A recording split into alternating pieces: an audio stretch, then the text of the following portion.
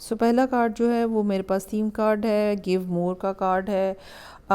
लोग जो हैं वो हमारे साथ, उनकी डिफरेंट टाइप की इंटरेक्शंस होती हैं। हम में से कुछ लोग जनरली गिविंग एंड के ऊपर होते हैं, ज़्यादा देते हैं, ठीक है। ये किसी ऐसे लिब्रा के लिए रीडिंग हो सकती है जो कि गिविंग एंड के ऊपर है और ऑलरेडी जो है वो लोगों को बहुत ज़्यादा बांटते रहे हैं, मोहब्बत, अटेंशन।